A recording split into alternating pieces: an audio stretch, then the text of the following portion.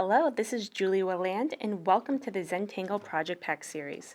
This lesson is part of Project Pack 4. Project Pack 4 is designed around a specific project we are calling the Zentangle Spinner. We are using our annual 12 Days of Zentangle series to share 12 consecutive days of lessons with you and guide you along in filling the spinner with tangles. Today is the 8th day in the series, but if you are watching these videos after the day they are posted, you can easily do these lessons out of order. Today I'm going to guide you through filling one wedge of your spinner with some tangles. Although I'm working on a blank spinner here, if you're on day 8, your spinner is probably already filled with tangles, so you're just going to pick a blank wedge and pick up your micron 01. And we're going to start in the innermost section of our spinner. And our first tangle today is going to be crescent moon. And this is a tangle that people usually learn when they're first starting their Zentangle practice. But I know personally, I sometimes forget about it in my daily practice. So I thought it would be a good tangle to start with today. So again, we're working in the innermost section of whatever wedge you have chosen.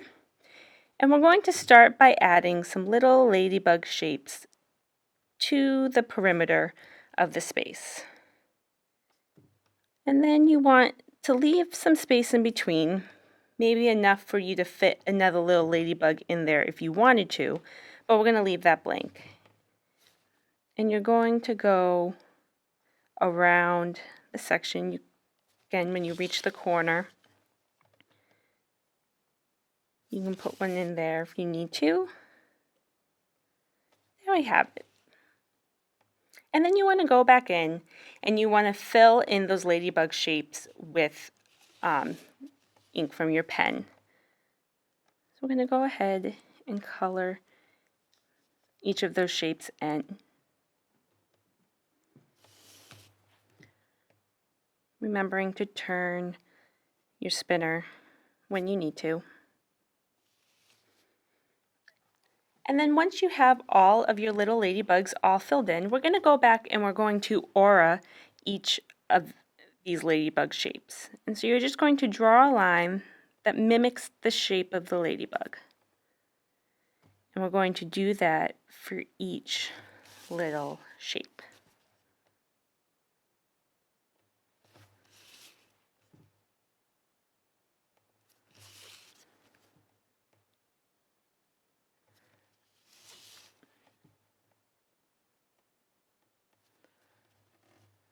And once you have your first aura down, we're going to go back and we're going to aura each of those shapes again.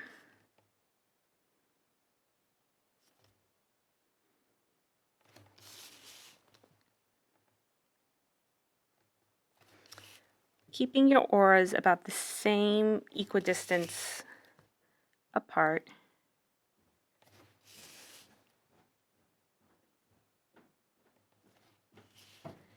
And then we're going to aura them again. And as you start to aura inward and inward, you'll find that your aura becomes one continuous line. And we're going to keep doing that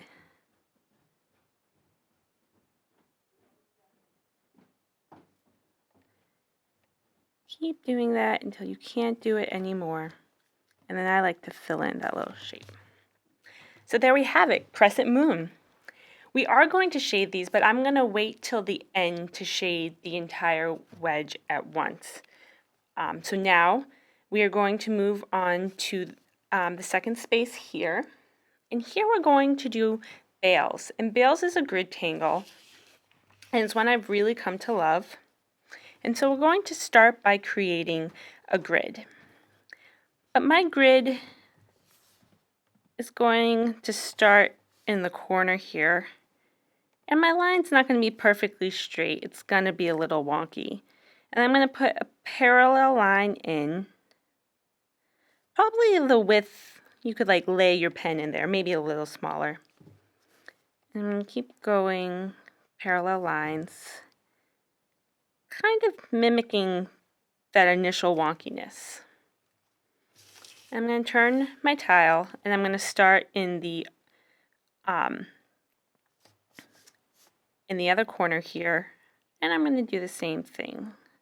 A line that's not quite perfectly straight, and then some parallel lines.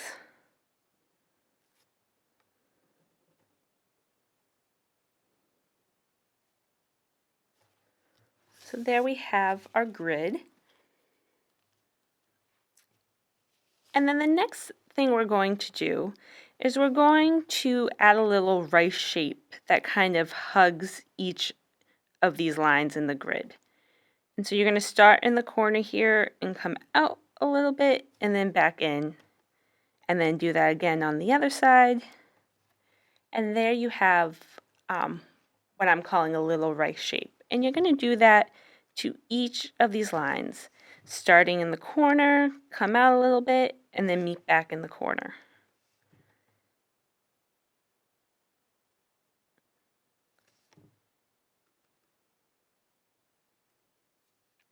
You don't want to make your rice shapes too big that they take up the entire area in your square.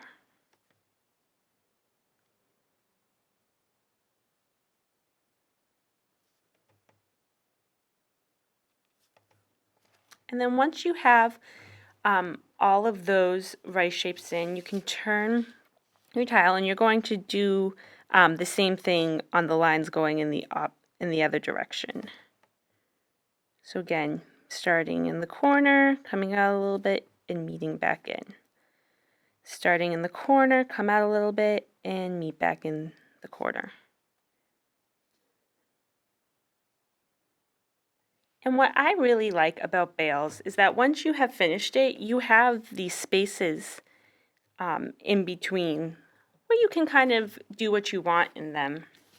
Today I'm going to go inside each space and I'm going to aura those rice shapes. So I get like this little pillow shape in the middle. And then I'm going to connect the corner of the pillow shape to the corner of the bales. All four corners. And I'm going to do that inside each one.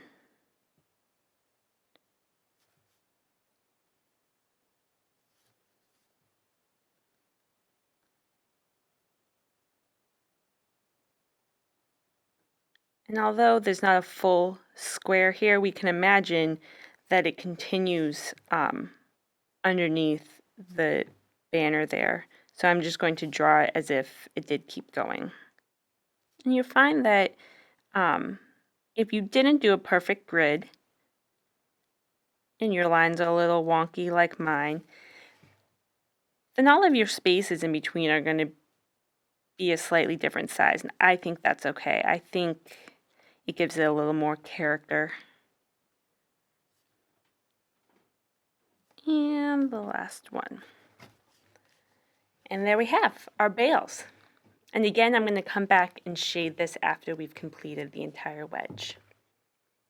Next, we are going to work in this little band here with a border tangle. And we're going to be using the tangle Shattuck today. And what's really great about Shattuck, it's an awesome border tangle, but you can also use it to fill all sorts of different shape spaces. But today we're going to use it as a border tangle. And you're going to start at one end of your border.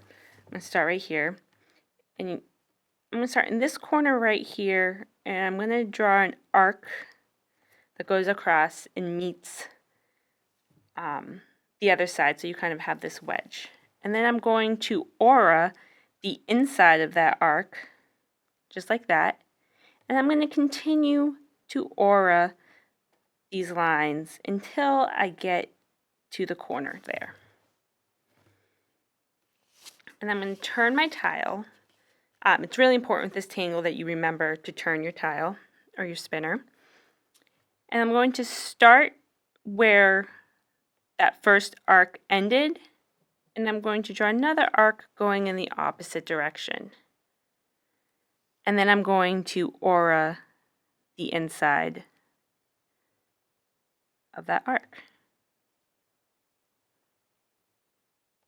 You could start your arcs in the corner here or out, getting bigger and bigger each time.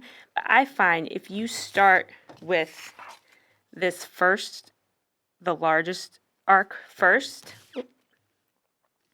then you can make sure that your arcs keep the same shape because you're getting smaller and smaller instead of larger and larger. But if you find the other way works better for you, then by all means. And there we have Shattuck. Next, we're going to move to our outermost layer. And we have two sections here. So I'm going to pick one. And I'm going, in this section right here, we're going to do Marasu, which is my personal favorite tangle. And for Marasu, I'm going to start in the middle of this section, and I'm going to draw a spiral out. You want to maybe keep your spiral as thick as those initial bands you did in bales, kind of that same size.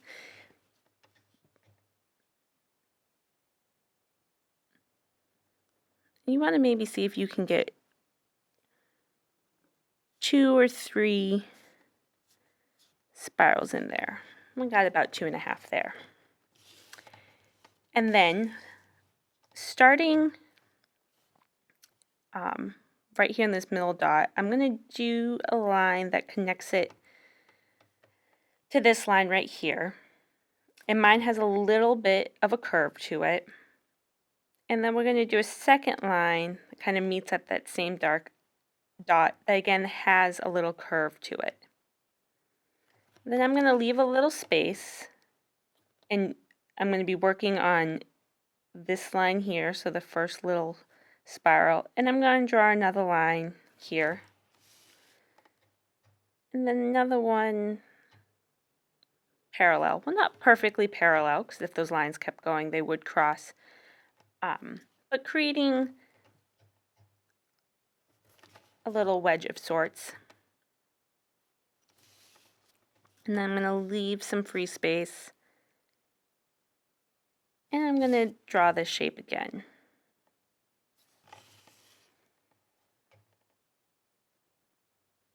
And I'm going to keep going around and around my spiral. Again, remembering turning your spinner during this tangle is really important.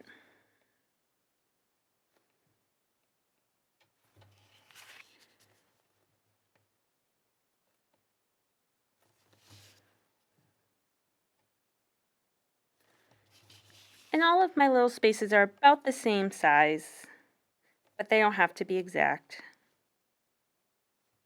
In fact, I find the farther and farther I go out from my spinner, they get larger and larger. And then next we're going to fill in each of these spaces. So it might be helpful to you if you want to put a little dot inside one. So as you're going along, you know that's the space that you want to color in. Sometimes I'm on autopilot filling in the spaces that I'll skip one or I'll do the wrong one.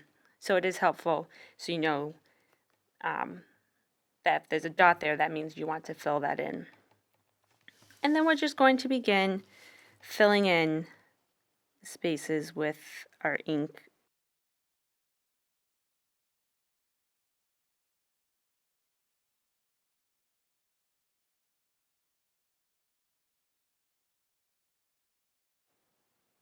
So when you're filling in the spaces on your Marasu, just take a moment to really appreciate the act of filling these spaces with ink. I found that there are generally 2 types of people, ones that love this part when you're just coloring in, and then those who really don't like it at all and just want to get it over with as quickly as possible. So if you are in the latter group of people and it can become quite frustrating for you, and you just want to get it over with, just take a deep breath and just take a moment to appreciate not having to think about what line is next or which direction you're going in, because you're just filling in these spaces.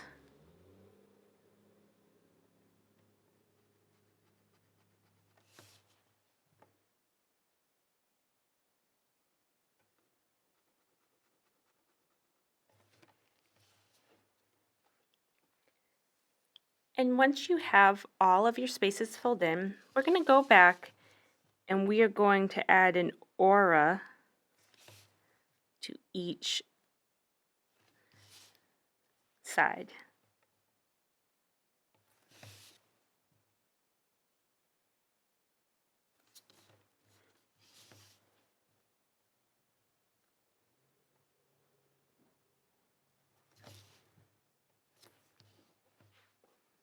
And there we have it. We have Mara Sue.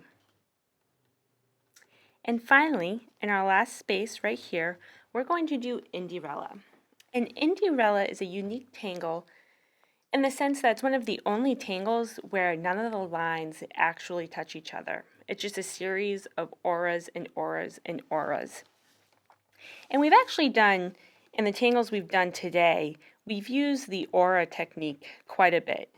We learned it in Crescent Moon, we used it in Bales, in Shattuck, in Marsu, and now this tangle, Indirella, is primarily all auras. And that's part of the reason why you learn Crescent Moon so early on, because it teaches you that basic principle of aura in a pretty simple way. So for Indirella, I'm going to start in the corner here, and I'm just going to do a dot. And then I'm going to aura that dot about halfway around. And then I'm going to aura that line again, a little bit bigger this time, or a little bit longer. And then I'm going to aura it again, and again making it a little bit longer. But none of the lines ever touch each other. And I'm going to continue this process, making it a little bit bigger each time until I get to a point where I felt the line is long enough. And then I'm going to aura it again, but this time I'm going to start getting smaller again.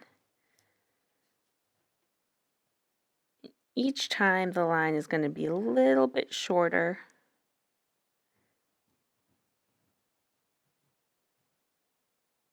Until I'm just a dot again. And then I'm going to start another Indirella right here. And I'm going to add my little aura. I'm going to continue to do so. I'm not going to touch the lines of the other Indirella, but I'm getting pretty close.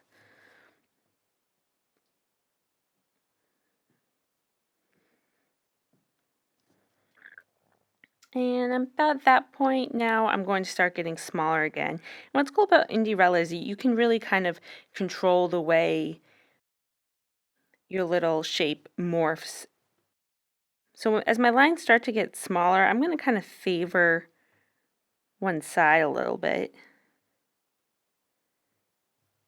And you'll see that my shape is starting to go this way instead of that way.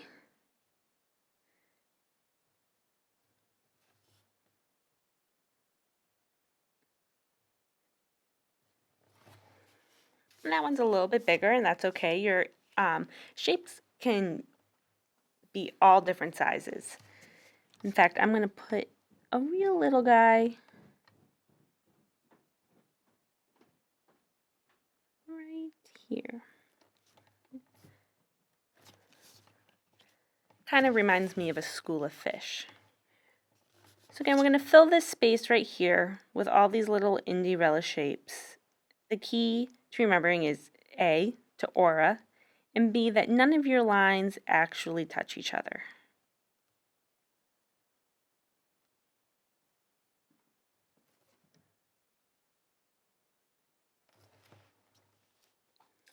And there we have Indirella in our completed wedge.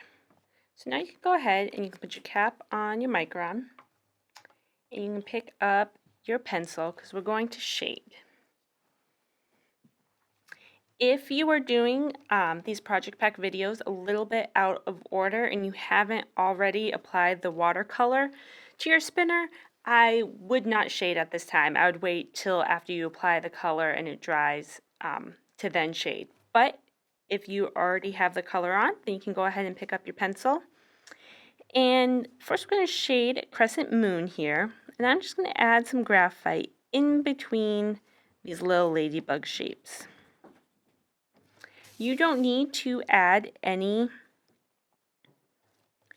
graphite to the actual ladybug shapes because when you actually put the graphite on the black ink, it gives it a little bit of a shine. So you just need it in between those shapes. And then you're going to take your tortillon. I'm going to go in and I'm going to gently kind of pull these the graphite out and kind of around our ladybugs a little bit.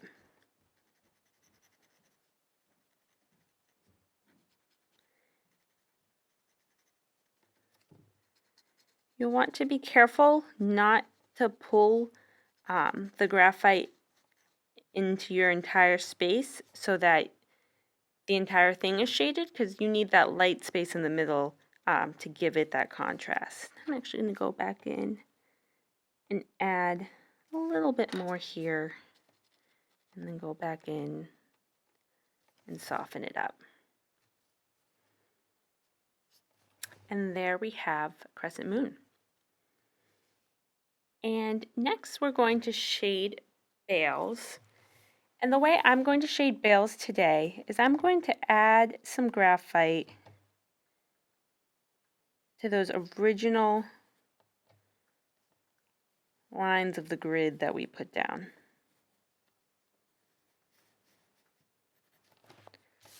Go back.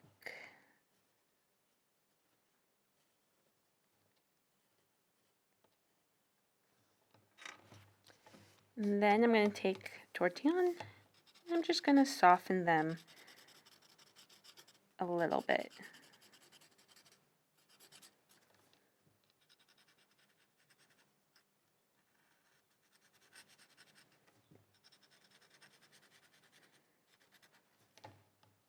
And this just kind of accentuates the initial grid we put down, giving it a little depth and dimension. Next, we are going to shade Shattuck here. And the first thing I'm going to do with Shattuck is that at each of these, the first auras that we put down, I'm going to put a little bit of graphite, not a whole lot. I'm doing this very sparingly, just a little bit.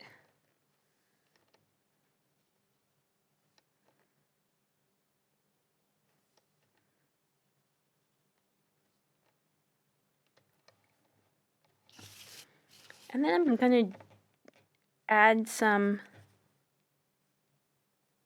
underneath that top border. And then on that bottom border.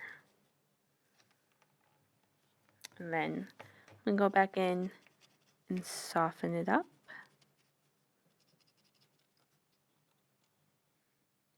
And then we're going to shade Marisu. And I'm going to start by adding some graphite along the lines of the spiral here. So top and bottom. And with this one, I am being a little heavy-handed. I'm being very generous with the graphite here.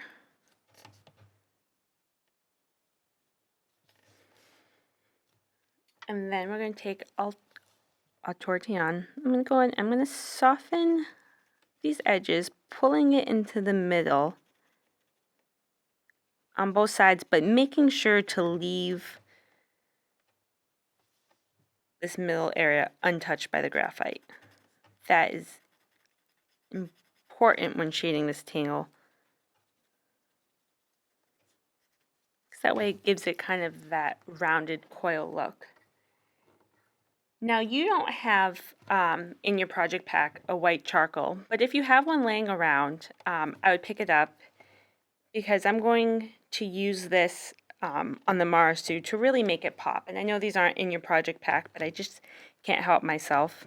And you're going to start in the middle here and add some highlight going down the middle of your Marasu where you left it untouched by graphite. And again, I'm going to be pretty heavy-handed with this white charcoal here.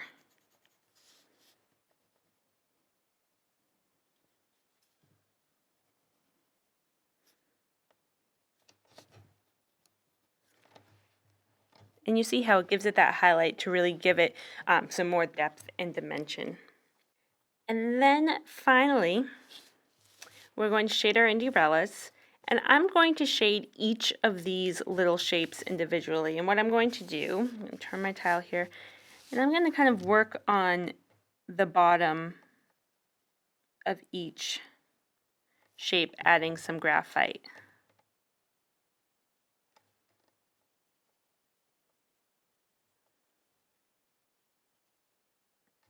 I am being a little generous here, not as generous as I was with Marasu, but I am putting down quite a bit of graphite. And then I'm going to go back with my tortillon and I'm going to soften the graphite. Again, you don't want to fill the whole space with graphite.